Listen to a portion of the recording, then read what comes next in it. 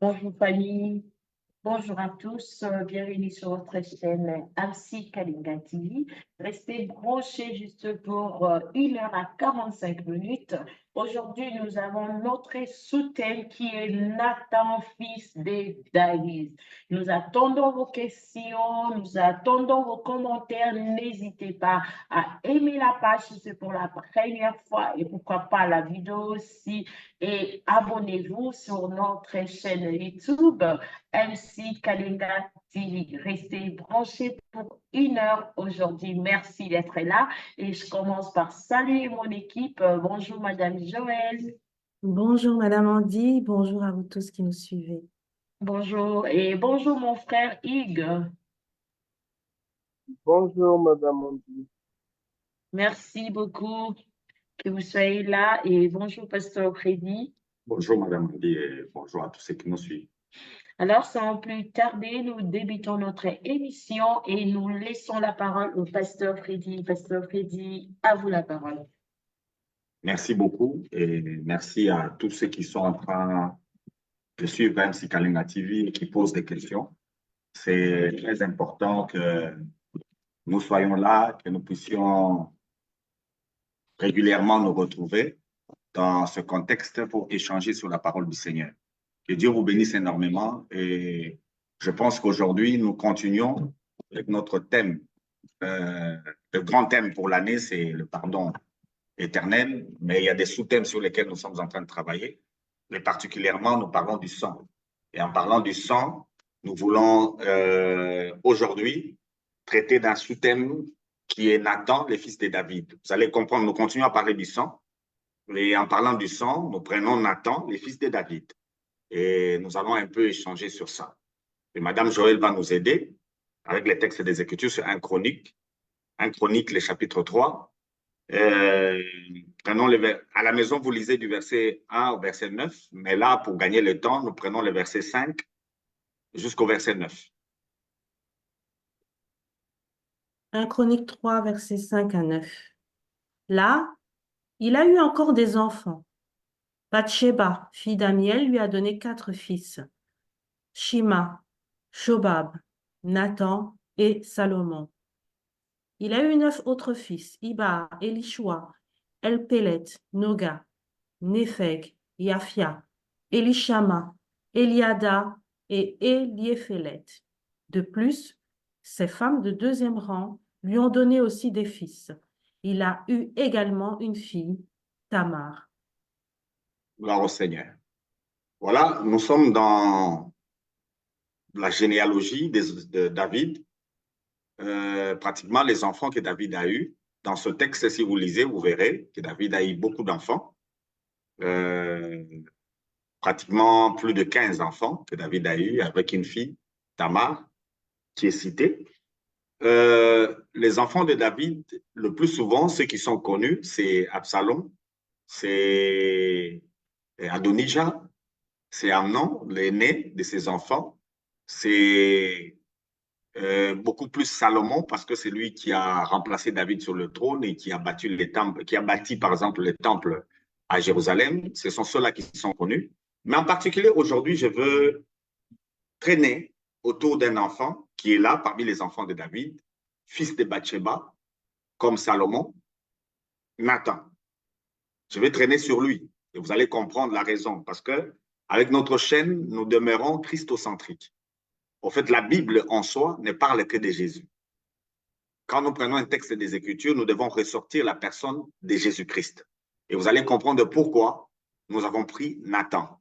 Parce qu'ici, il est question du sang. Nous allons parler du sang. Et vous allez saisir la portée de cet enseignement sur le sang en présentant Nathan comme le fils de David. Parce que Jésus est venu dans le monde, il a été appelé fils de David. D'ailleurs, la généalogie de Jésus, si vous lisez dans Matthieu, vous allez constater qu'on dit qu'il était fils de David et puis fils d'Abraham. C'est la filiation entre Jésus et David qui est présentée dans la généalogie. C'est comme ça que nous touchons à cette généalogie et nous ressortons Nathan. Et vous allez les comprendre par rapport au sang. Mais avant qu'on évolue, Madame Joël, prenez-moi encore Genèse 3, du verset 10 au verset 15. Genèse 3, 10 à 15, l'homme répond, « Je t'ai entendu dans le jardin, j'ai eu peur parce que je suis nu. Alors je me suis caché. » Le Seigneur Dieu lui demande, « Qu'est-ce qui t'a pris? Qu'est-ce qui t'a appris que tu étais nu? Est-ce que tu as mangé le fruit que je t'avais interdit de manger? » L'homme répond, « La femme que tu m'as donnée, c'est elle qui m'a donné ce fruit et j'en ai mangé. » Le Seigneur Dieu dit à la femme, « Qu'est-ce que tu as fait là? » La femme répond, « Le serpent m'a trompée et j'ai mangé du fruit. » Alors le Seigneur Dieu dit au serpent, « Puisque tu as fait cela, je te maudis. Parmi tous les animaux, tu avanceras sur ton ventre et tu mangeras de la poussière tous les jours de ta vie. Voici ce que je décide. La femme et toi, vous deviendrez des ennemis. Ceux qui naîtront d'elle et ceux qui naîtront de toi deviendront des ennemis. Ceux qui naîtront d'elle t'écraseront à la tête et toi, tu les blesseras au talon. » Gloire au Seigneur. Gloire au Seigneur. Ceux qui naîtront de la femme écraseront la tête du serpent. Et les serpents, nous l'avions déjà dit la fois dernière, c'est Satan. Le seul message que le diable connaît, et la première fois que le diable est cité dans la Bible et qu'il entend Dieu lui parler, la décision de Dieu se trouve dans Genèse 3,15. Dieu a décidé que la postérité de la femme va écraser la tête du serpent. Et dans ce texte, il est question du sang. Il est question du sang.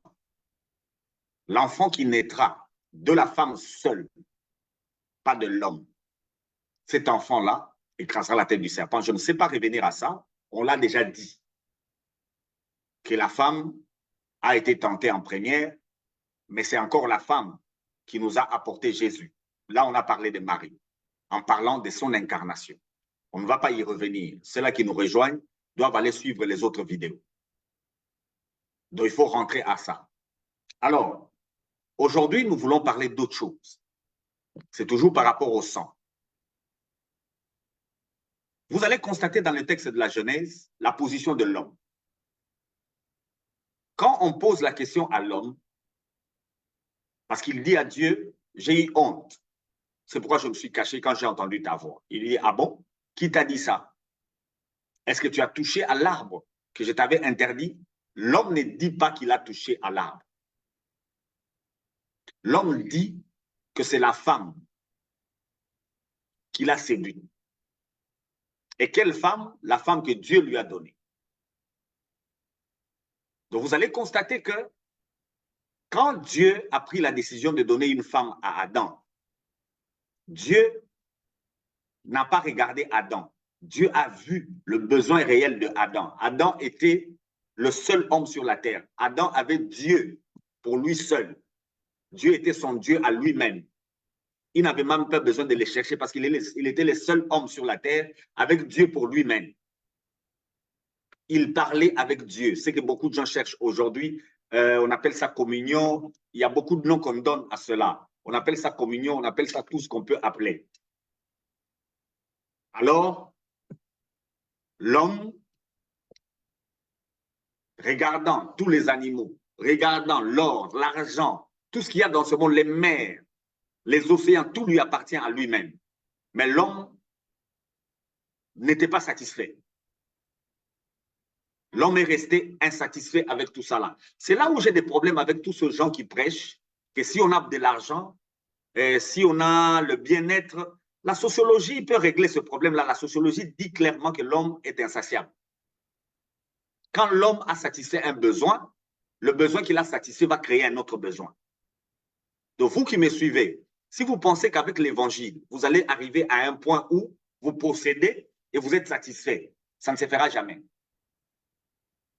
Tel que l'homme a été conçu, en lui, c'est un éternel insatisfait. C'est pourquoi il y a beaucoup de pasteurs qui pensent qu'en donnant de l'argent aux fidèles, les fidèles là vont suivre Jésus. Jésus a donné du pain à plus de 35 000 personnes.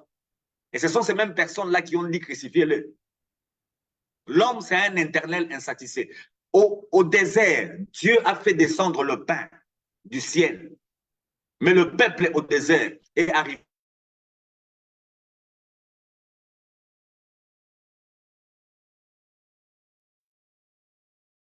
Vous êtes avec nous? Je disais que l'homme, tel qu'il est créé par sa nature, c'est un éternel insatisfait. Il ne sera jamais satisfait par le matériel. Alors Adam, Dieu a dit, il n'est pas bon qu'il soit seul. Je vais lui faire une aide semblable. Dieu lui a amené la femme. Adam qui avait Dieu pour lui-même. Lisez votre Bible. Vous ne verrez nulle part Adam faire un poème pour Dieu. Mais les jours où on lui présente la femme, l'homme Adam a fait un poème. Et dans le poème, il a même prophétisé. On a déjà traité de ça. Ici, sur cette chaîne, pour ceux-là qui nous rejoignent, il y a des vidéos. Vous pouvez y aller. Voici cette fois-ci, celle qui est os de mes os, chair de ma chair. D'ailleurs, il a donné à la femme le nom d'Ève. Ève, ça veut dire Zoé. C'est la vie de Dieu. Adam a vu dans Ève la vie de Dieu. Il a constaté que dans cette femme, il y a la vie. Mais voilà qu'Adam, on lui pose la question s'il a mangé le fruit. Lui, il dit que c'est la femme qui l'a séduit. Est-ce que quelqu'un qui a la vie de Dieu peut séduire? Mais il y a un sérieux problème avec l'interprétation que l'homme, je parle de l'homme de sexe masculin, donne à la parole de Dieu. L'homme de sexe masculin a des problèmes avec la parole. L'homme de sexe masculin, quand il a commis une bêtise, il veut accuser. Et quand il accuse, il ne connaît pas la cible, la personne qu'il faut accuser, il accuse un autre homme. Et c'est ce que l'Église enseigne aujourd'hui. Tout ce que l'Église enseigne, c'est que si ça ne marche pas dans votre vie, regardez votre entourage. Si ça ne marche pas dans votre vie, regardez l'état d'âme de telle personne ou de telle personne. C'est l'accusation dirigée vers les autres hommes. Or, on a déjà dit ici que nous n'avons pas à lutter contre la chair et le sang. C'est-à-dire que ce n'est pas la nature humaine qui nous combat. Le combat dans ce monde, c'est contre des esprits. Alors, quand on dit à l'homme qu'il a mangé, il identifie la femme comme la personne qu'il a séduite. Et jusqu'à aujourd'hui, il y a des gens qui considèrent les femmes comme rien. On est à la fin du mois de la femme. Il y a l'homme qui a donné à la femme un mois dans une année. C'est ridicule. Même les femmes qui prennent ça, vous êtes ridicules. Comment on peut vous donner 12 mois, on vous donne un mois? Dieu qui nous a créés égaux, hommes et femmes. Donc, ce n'est pas le monde qui peut élever la femme. Dieu a élevé la femme. La femme, c'est une grande créature. D'ailleurs, c'est la dernière créature de Dieu. Et c'est dans la femme qu'il y a la vie. C'est pourquoi Adam l'a appelée Ève. Mais il identifie la femme comme source du péché. Mais j'aime la femme. Quand Dieu lui parle à elle, la femme dit non, c'est le serpent qui m'a séduite. La femme connaît la source du problème. La source du problème, nous luttons contre des esprits. La femme n'a pas identifié les serpents comme animal. La femme a identifié les serpents comme diable. C'est la première personne qui a reconnu d'où vient le péché. Le péché ne vient pas de l'homme. Le péché vient du diable. Cet ange qui a été créé, Lucifer, c'est celui-là qui est devenu le diable et Satan. Et la femme a identifié la source du péché directement, comme la femme a compris d'où vient le péché. Alors Dieu a regardé le diable, la source du péché. Il lui a donné la solution à ses problèmes. Quelle est sa solution? Sa solution de Dieu, c'est que la femme ici aura un enfant. Et cet enfant qui sortira de la femme, cet enfant va écraser la tête du serpent. On l'a déjà dit ici, c'est par le sang de Jésus que nous avons été libérés du péché parce que nous avons reçu la justification et le pardon. Voilà le message que l'ennemi a entendu. L'ennemi a entendu que ce que lui fait, introduire le péché dans l'homme, ce travail-là va s'arrêter quand la femme va donner naissance à un enfant. Et cet enfant-là va lui écraser la tête. C'est ainsi que l'histoire de la Bible tourne autour des enfants qui naissent de la femme. Vous avez Caïn, vous avez Abel, vous avez Seth. Ce sont les enfants de la femme. Et vous allez constater, aujourd'hui, on va reparler de ça. On évolue, on a Noé avec ses enfants. Et puis nous avons Abraham avec sa lignée qui nous a donné le peuple. Nous avons Israël qui nous a donné la nation. Et nous avons David qui est descendant de Juda, d'où doit venir les Shiloh, c'est-à-dire la postérité de la femme. Maintenant, quand David arrive, David a beaucoup d'enfants. Dans les enfants de David, aujourd'hui, moi-même, j'ai cherché les gens qui ont prêché sur Nathan, fils de David, jusque-là. J'ai essayé de chercher même sur Internet, je n'ai pas trouvé. Je n'ai pas trouvé quelqu'un qui s'est arrêté pour prêcher sur Nathan, le fils de David. Je n'ai pas trouvé. On prêche sur Salomon. On prêche sur Absalom. On parle un peu d'Adonijah. On parle d'Amnon. Mais je n'ai pas trouvé quelqu'un qui nous parle de Nathan, le fils de David. On nous parle de la femme d'Uri qui est Bathsheba. Cette femme a eu 4 enfants. Dans les 4 enfants, il y a Salomon que tout le monde connaît. Mais aujourd'hui, j'aimerais parler de Nathan. Maintenant, avant qu'on parle de lui, Madame Joël, lisez-nous Jean 1, de versets 12 et 13. Comme ça, on peut échanger.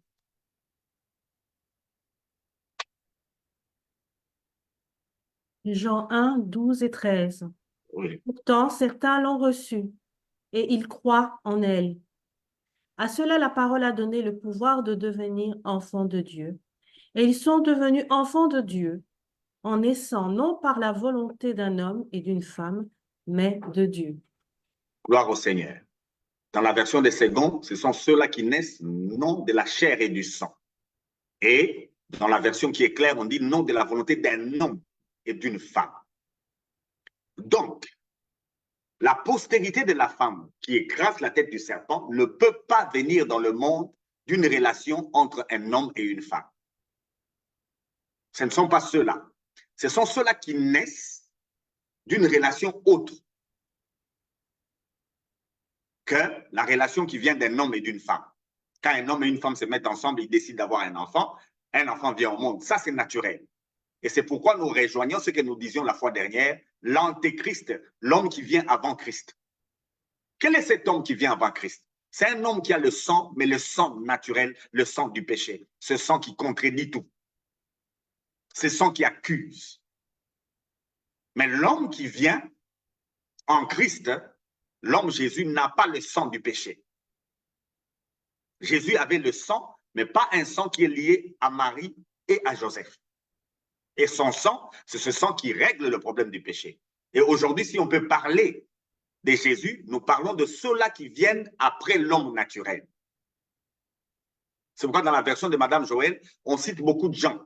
Parce que quand on dit la postérité de la femme, nous pensons que c'est Jésus seul qui écrase la tête du serpent. Non, Jésus a dit qu'il a mis Satan sous nos pieds. Donc, tel que nous sommes là, nous sommes vainqueurs sur le diable et sur les démons. Et nous sommes plus que vainqueurs même. Parce que notre naissance n'est plus une naissance selon la chair et le sang. Mais malheureusement, chacun de nous a tendance à regarder la naissance selon la chair et le sang. Maintenant, selon la chair et le sang, vous allez constater que les enfants de David qu'on a cités dans nos Bibles, ce sont les autres enfants. Celui-là a la lignée royale, l'autre est devenu lui-même roi, l'autre là avait demandé la royauté, l'autre avait couché avec sa sœur. C'est pourquoi on cite ce qui est naturel. Mais on n'a pas cité Nathan. On n'a pas cité Nathan. Or, Nathan, c'est le seul enfant de David, le seul enfant de David qui devait normalement être cité. Pourquoi? Parce que c'est lui qui a donné naissance à Marie. Ça, vous le trouvez dans Luc, le chapitre 3. Marie est la descendante du fils de David qu'on appelle Nathan. Madame Joël, tu peux aussi les lire pour que nos amis soient un peu éclairés. Luc chapitre 3. Tu peux nous lire ça, Madame Joël? On commence au verset 1? Non, non, pas au verset 1. Je te prends le verset pour que ça soit clair. Verset 31.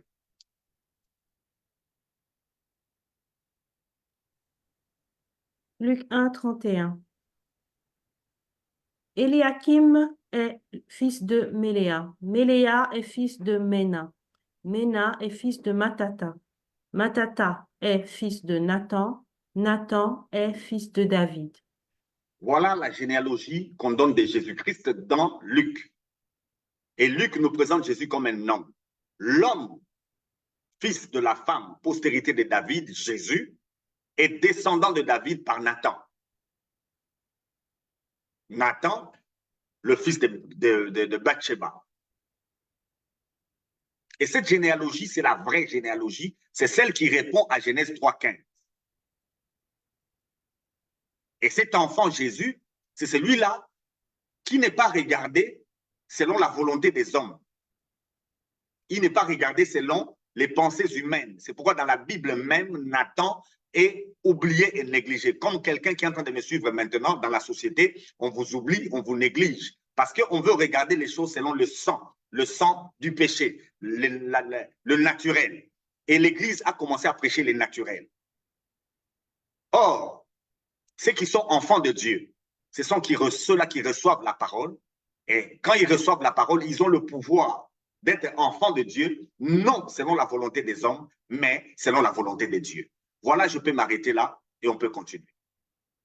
Merci beaucoup, pasteur Freddy Bokutoa. J'ai une question de mon frère Daniel, juste, je salue en passant.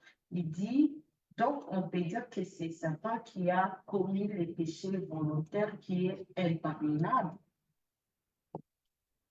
Ah, gloire au Seigneur. Très bonne question. Au fait, il n'y a pas que Satan qui a commis les péchés volontaires. L'homme, de par sa nature, il est pécheur. De par la nature, l'homme est volontaire et est pécheur. L'homme doit aller en enfer de par sa nature. Mais l'amour de Dieu a voulu que l'homme soit la seule créature, on l'avait dit ici, qui doit répondre à Dieu, c'est-à-dire qui est comme Christ. La seule créature que Dieu a créée, vous m'excusez la théologie, il a créé à son image, c'est l'homme. C'est comme ça que l'homme peut bénéficier de l'amour de Dieu et de la grâce de Dieu au travers du sang du Christ.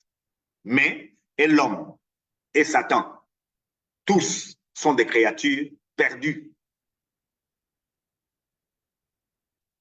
Paul vous le dit clairement, il connaît le bien et le mal, il sait que le mal, on ne le fait pas, mais il constate qu'il fait le mal. La volonté de l'homme, si on doit parler de la volonté de l'homme, c'est ça le péché même. Donc, et l'homme et Satan ont fait la même chose, mais l'homme bénéficie de l'amour de Dieu. C'est la seule différence. Merci, pasteur. Madame Joël, vous avez une question?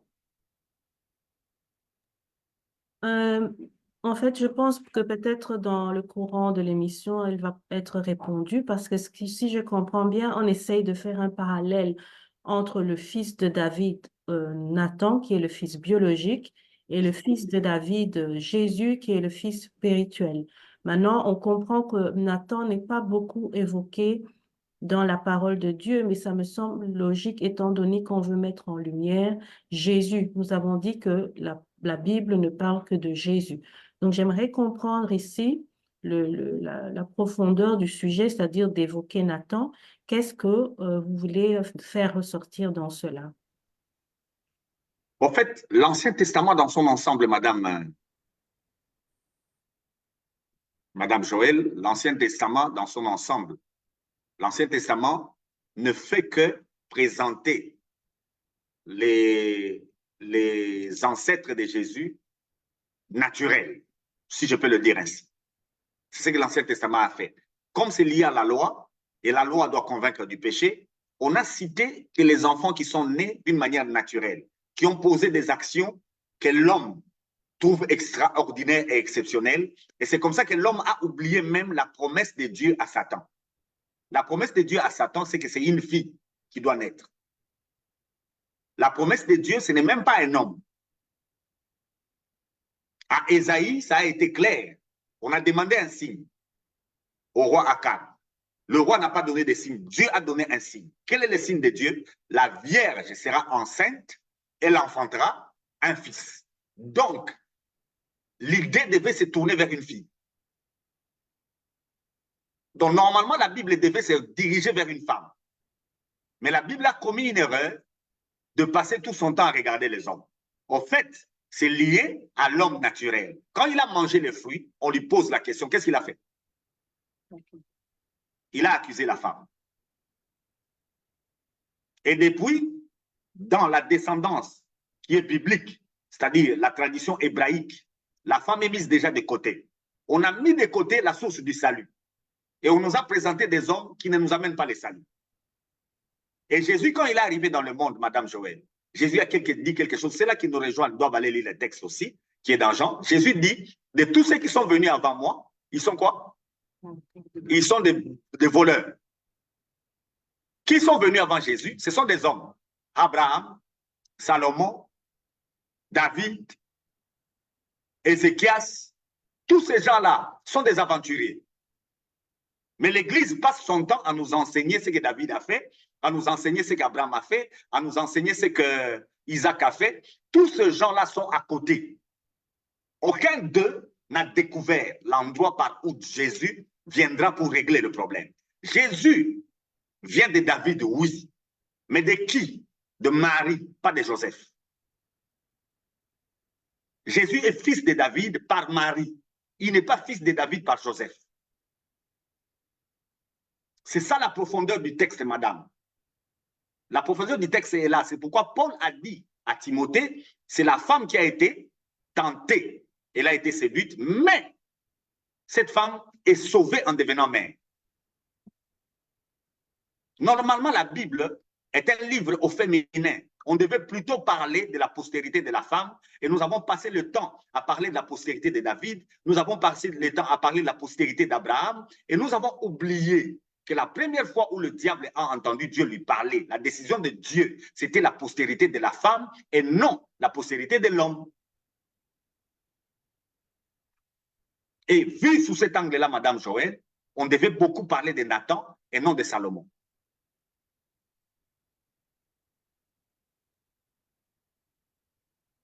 Merci, pasteur. Nous savons que la Bible est inspirée de Dieu, écrite par les hommes, évidemment, dans une certaine époque, donc il faut contextualiser. Mais alors, pour pouvoir comprendre ce que vous nous expliquez, il faut en quelque sorte être illuminé, inspiré, lire pas lire au travers des lignes, mais ne pas suivre, je veux dire, textuellement les choses sans que le Saint-Esprit ne vous révèle exactement où est-ce qu'il veut vous emmener. Parce que si nous lisons la Bible et que la majorité de ce que nous lisons concerne les hommes, mais nous avons tendance à suivre voilà, comment les choses sont présentées dans la Bible. Oui. Comment discerner cela? Discerner que dans la Bible, comment dire, l'objectif, le focus n'a pas été mis sur les bonnes personnes. Déjà, Jésus lui-même, je viens de parler de Jésus. Quand Jésus est arrivé, qu'est-ce qu'il dit? Tous ceux qui sont venus avant lui sont des voleurs. Acceptons d'abord ça. Acceptons d'abord cela. Que personne à l'église ne nous parle plus de David. Que personne à l'église ne nous parle plus d'Abraham. Je peux vous citer tout ce que ces gens ont fait. Ces gens ont été charnels. Je commence par Abraham, le premier, le père de la foi.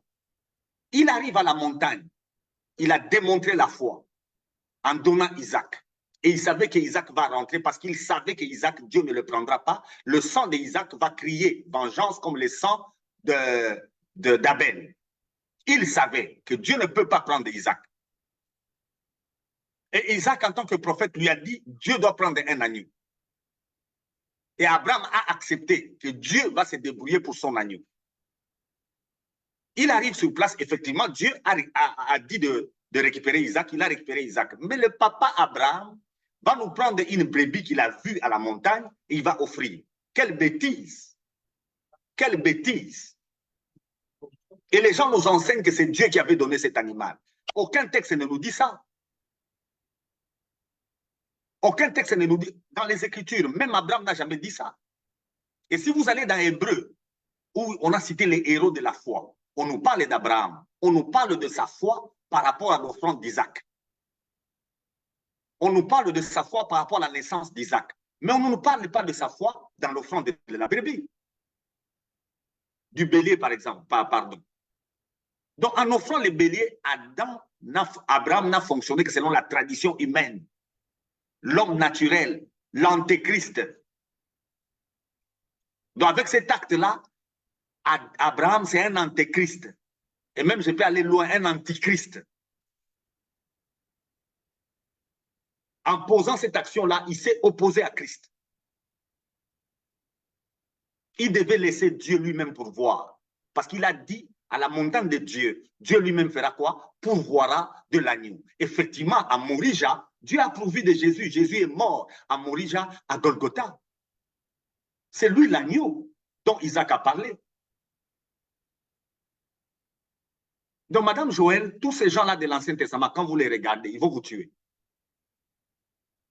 Et une église qui enseigne ces gens-là, c'est une église perdue. Effectivement, vous avez raison, il faut de l'illumination pour que, quand vous lisez l'Ancien Testament, que vous ressortez Christ.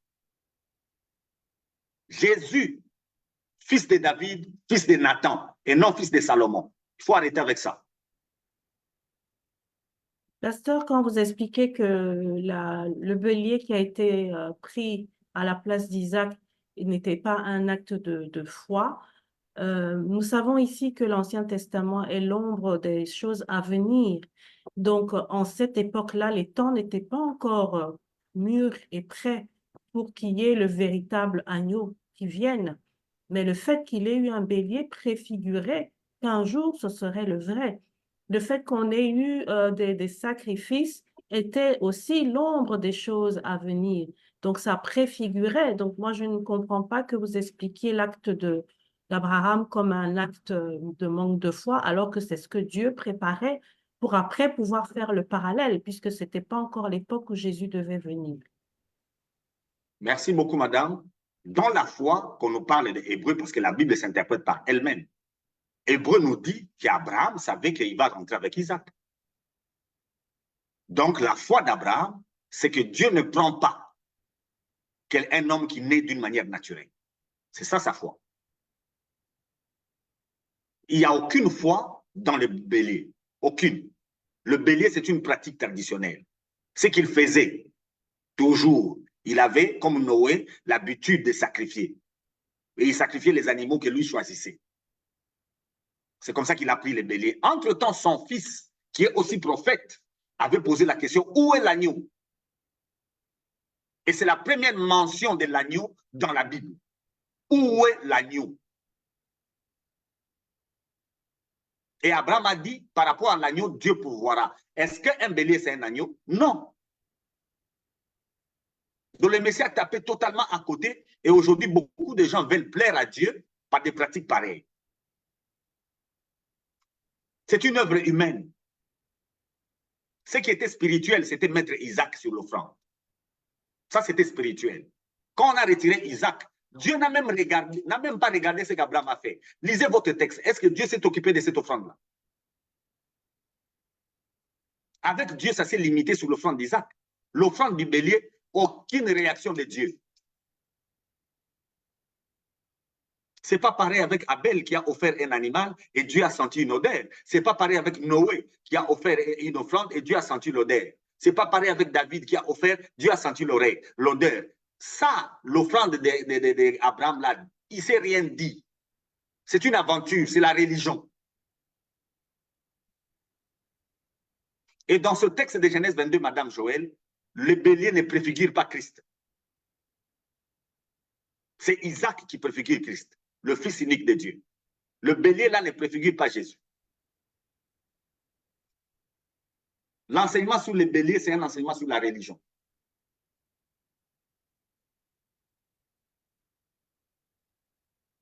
Merci, Un homme qui veut plaire à Dieu par lui-même, il ne veut pas plaire à Dieu selon que Dieu veut qu'on lui plaise. Pour Dieu, c'est la postérité de la femme. Pour Dieu, ce n'est pas la postérité de l'homme et de la femme. Mais aujourd'hui, l'Église est en train de parler de la postérité de l'homme et de la femme. Oh, les femmes ne peuvent pas prêcher. Donc, vous pensez à quoi?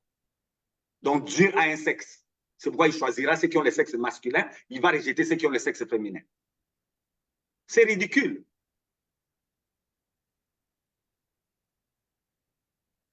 L'ancienne alliance a déjà atteint sa limite. L'ancienne alliance n'a pas été meilleure. Si elle était meilleure, Dieu n'allait pas la remplacer. Salomon, c'est l'ancienne alliance. À partir d'aujourd'hui, quand vous dites fils de David, quittez Salomon. Salomon peut devenir roi dans le monde, le roi qui a beaucoup d'argent. Personne n'aura pas d'argent comme lui. Vous pouvez gagner le monde, mais vous allez en enfer, comme Salomon. C'est comme ça, c'est comme si ça remonte à Non, Salomon n'ira pas en enfer. Parce que Salomon est arrivé au point de dire lui-même, vanité, de vanité, tout est vanité. Donc, être fils de David selon la chair, c'est vanité. À ce point, vous avez utilisé des paroles fortes en disant il ne faut pas qu'on vous prêche de Salomon, de David et tout ça, pendant que la Bible nous dit que tout ce qui est écrit nous sert aussi des leçons. Oui, c'est inspiré de Dieu. L'inspiration nécessite quoi? L'inspiration nécessite maintenant l'illumination. Quand on a de l'illumination, on connaît Genèse 3,15. La première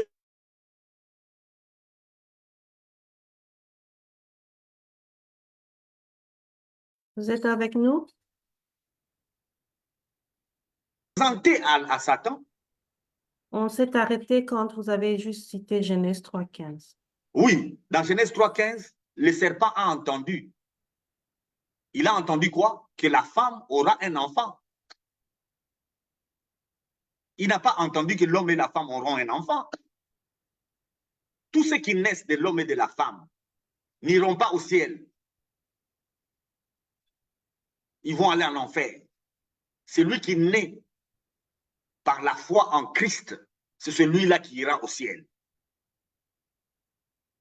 Le ciel n'a rien à voir avec le péché ou bien les actions, les œuvres. Le ciel a à voir avec la foi. La foi en quoi? Au sang que Jésus a versé. C'est le seul homme, le seul, j'ai dit le seul, qui est médiateur entre les hommes et Dieu. Le seul, l'unique. Et Satan sait. Et il vous poussera toujours à enlever Jésus. C'est l'antichrist. Et il vous poussera toujours à regarder l'homme qui vient avant Jésus. Qui vient avant Jésus? C'est l'homme naturel. C'est Salomon. Et Salomon, c'est un grand aventurier. Un grand aventurier. Vous n'avez pas d'aventurier dans la Bible comme Salomon.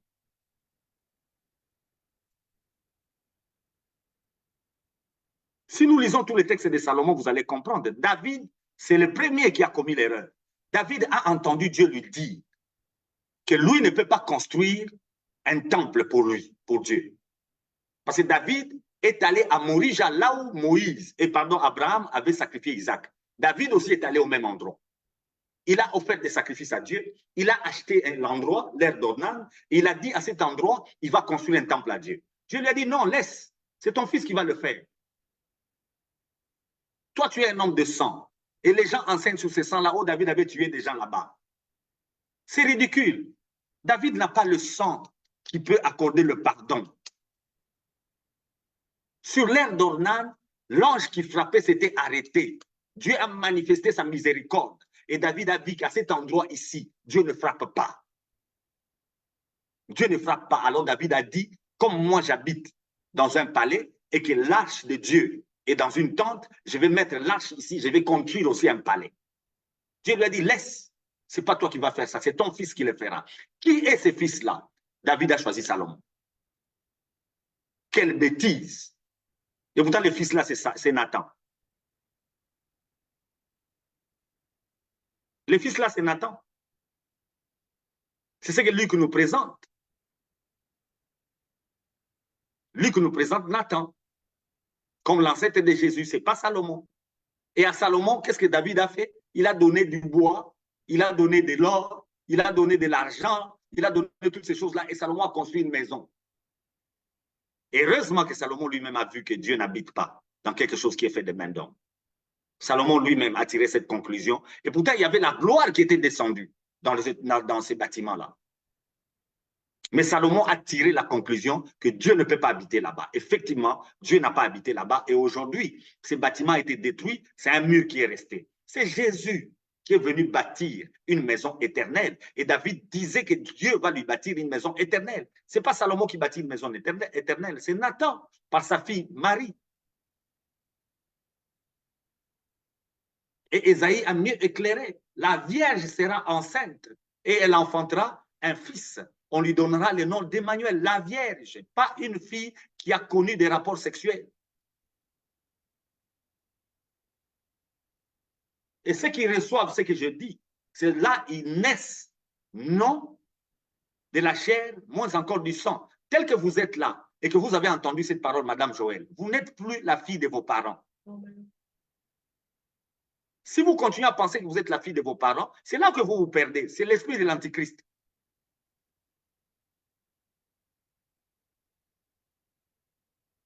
Aucun chrétien, aucun croyant à l'évangile ne peut s'identifier aux hommes physiques, à une nation physique. Aucun.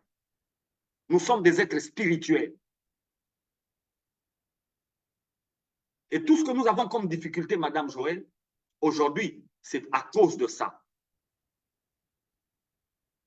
Nous nous appuyons sur le sang naturel. Nous aimons ceux qui appartiennent à notre race. Nous vivons avec ceux qui sortent de notre propre famille. Nous marchons avec les gens qui ont des liens filiales avec nous. Mais nous oublions les gens que Dieu nous a donnés. Et l'œuvre de Dieu, c'est que vous puissiez croire à la personne que Dieu vous donne. Et la personne que Dieu vous donne, c'est les gens de Nathan. Aucune histoire, c'est quelqu'un sur qui on ne peut pas regarder, qu'on ne voit rien. Mais c'est lui qui a la promesse. Et c'est sur lui que repose toute la prophétie de Dieu. Et tel que vous êtes là, vous êtes une créature merveilleuse, vous qui avez déjà cru à l'évangile. Parce que vous êtes enfant de Dieu.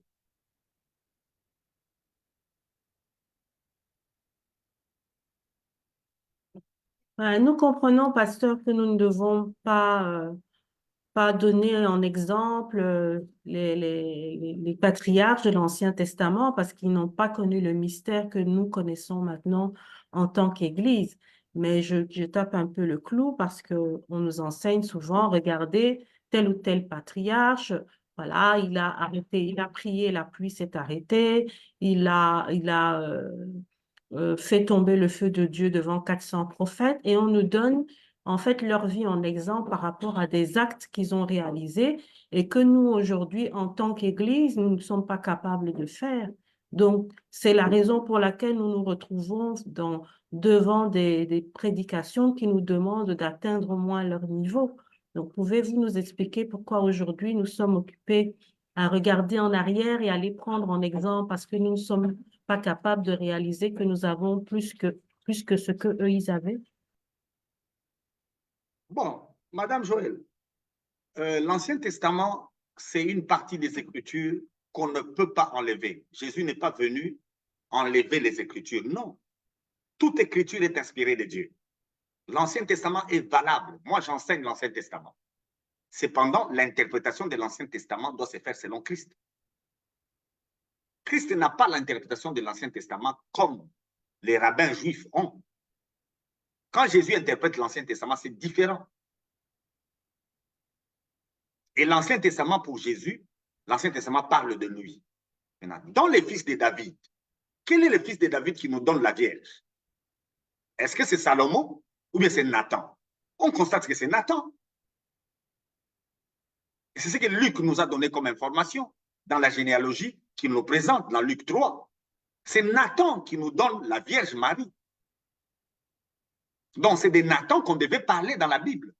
Mais voilà que ces hommes, parce qu'ils ont été traditionnels, ils ont passé le temps à nous présenter des gens qui ont obéi à la loi. Ils nous ont présenté des gens qui étaient conformes à la loi. C'est la pensée d'Adam. Lui, il obéissait à Dieu, il ne mangeait pas les fruits. Mais quand la femme est venue et que la femme a mangé les fruits, lui, il a imité la femme, il dit que la femme l'a séduite. C'est là où on peut ouvrir même une parenthèse. Quand la femme a mangé les fruits, est-ce que le péché était entré dans le monde? Moi, maintenant, je pose une question. L'homme n'a pas mangé, mais la femme a mangé. Est-ce que le péché est entré dans le monde? Hein, Madame Joël, répondez-moi un peu. Et tous ceux qui sont en train de nous suivre, répondez-nous un peu. Mais l'instruction avait été donnée à l'homme. Non, moi, ma question, c'est quand la femme a mangé les fruits, est-ce que le péché est entré dans le monde? Non. D'ailleurs, le texte dit quoi? La femme a vu que les fruits étaient non seulement bons à manger, mais il ouvrait aussi l'intelligence. Donc, la loi est bonne. La loi est bonne. La loi, on doit y désobéir et notre intelligence va s'ouvrir. Si vous ne désobéissez pas à la loi, je vous dis que vous êtes déjà perdu. Vous avez la pensée de l'Antichrist. Oui. C'est mon frère Daniel qui dit le péché est entré dans le monde. Mais par qui, mon frère? Par Adam ou par Ève? Donc, selon les textes des Écritures, tant que la femme a mangé, Dieu ne réagit pas. Le texte dit, ça lui a ouvert l'intelligence. Et si Adam a mangé, c'est parce qu'Adam dit, ah, Dieu a menti. Dieu avait dit que si on mange, on va mourir. En fait, Adam ne comprenait pas ce que Dieu disait. C'est Adam qui a appelé Ève Zoé. La même vie que Dieu a placée dans l'arbre de vie, Adam l'a placée dans Ève. La même vie, c'est le même mot, le Zoé, la vie de Dieu. La vie de Dieu qui était dans l'arbre, Adam lui-même, avant même que le péché n'entre, il l'a placé dans Ève. C'est dans Ève qu'il y a la vie. La loi n'a pas été donnée, c'est Paul qui nous explique. Il n'y a aucune loi qui a été donnée aux humains pour que ces humains plaisent à Dieu. La loi a été donnée pour que l'homme pêche. À mieux dire, pour que l'homme découvre qu'il est pécheur. Et quand l'homme va découvrir qu'il est pécheur, il va chercher maintenant la vie. Et cette vie ne s'obtient pas par les œuvres de la loi. Elle s'obtient juste par la foi en celui qui accomplit la loi. Qui accomplit la loi? C'est la postérité de la femme, la postérité de Nathan, qui est Jésus, né de la Vierge Marie. Donc, Madame Andy, vous devez comprendre que l'Ancien Testament doit être interprété à la lumière de la Nouvelle Alliance ou bien du Nouveau Testament. Le Nouveau Testament nous donne la bonne interprétation de l'Ancien Testament. Et le Nouveau Testament fixe tous les textes sur Jésus. Donc, nous prenons dans David, nous prenons dans Abraham, nous prenons dans Josué, nous prenons dans Jacob l'élément qui est type de Jésus. Et les autres éléments, nous rejetons. La vie de David n'a de sens que là où David me représente Christ. Et Abraham, avec l'action du bélier, ne nous représente pas Jésus. Ça, je rejette. Mais Abraham, en offrant Isaac, ça représente Jésus. Là, on prend. Donc, ne suivez pas littéralement la vie de ces gens de l'Ancien Testament. Eux tous ne représentent pas totalement Christ. Ils ont des éléments qui représentent Christ. Et tout s'accomplit en Jésus lui-même. Alors, suivez Jésus et suivez-nous. Nous, nous sommes comme Jésus. Suivez-nous. Arrêtez de suivre Abraham. Nous, on est meilleurs que ces gens-là. Suivez-nous. Parce que c'est que suivez-vous dans quel sens? Comme Paul a dit, soyez mes imitateurs comme moi je le suis de Christ.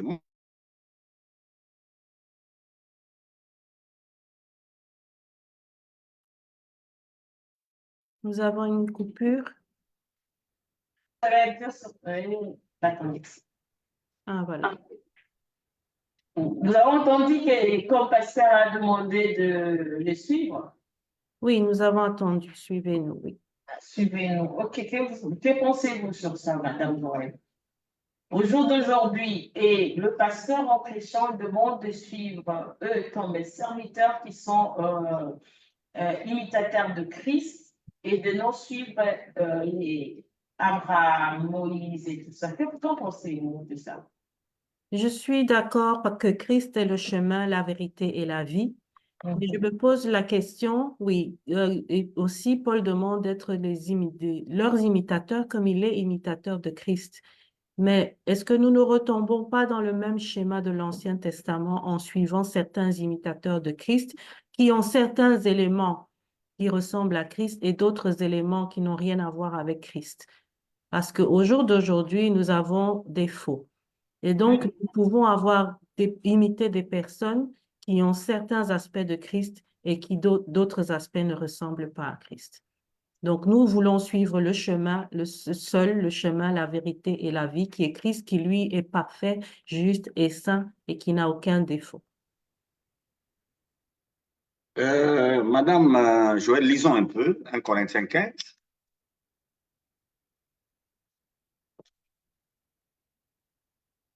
Lisez-moi de 45 à 48.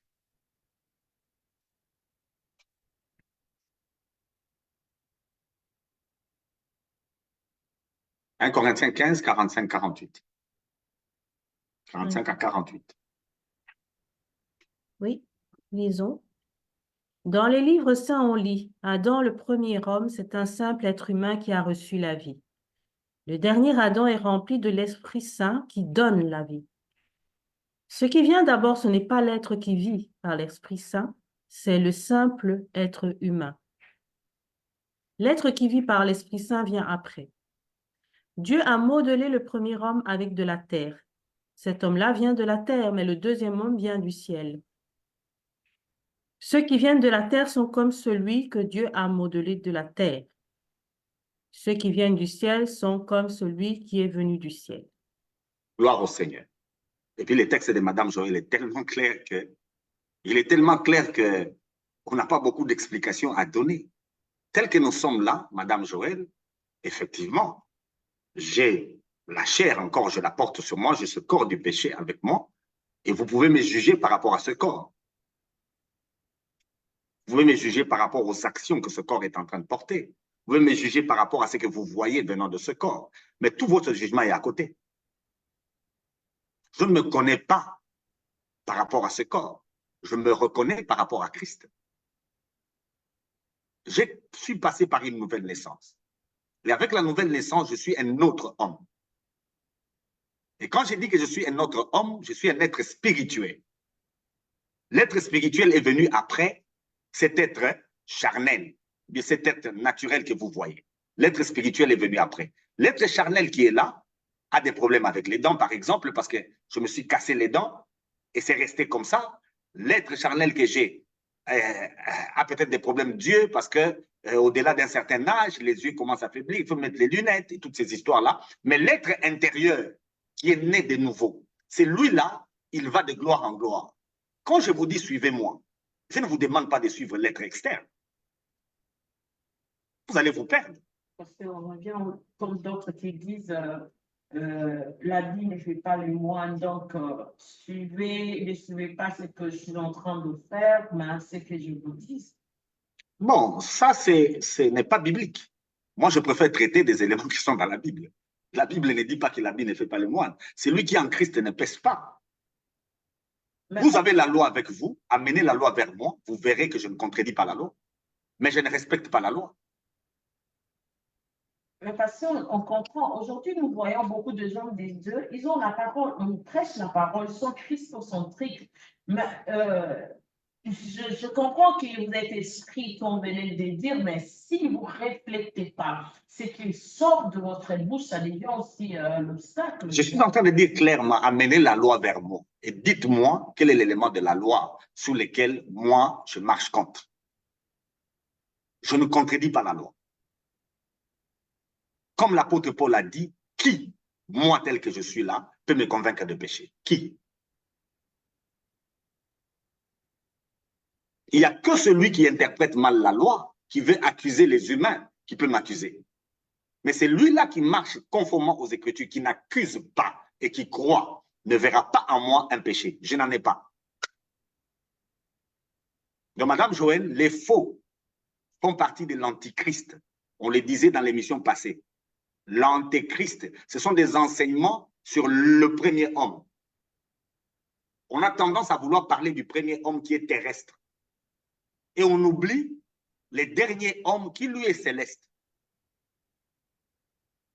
Jean nous l'a dit, à ceux qui ont cru à sa parole, il a donné le pouvoir de devenir enfant de Dieu.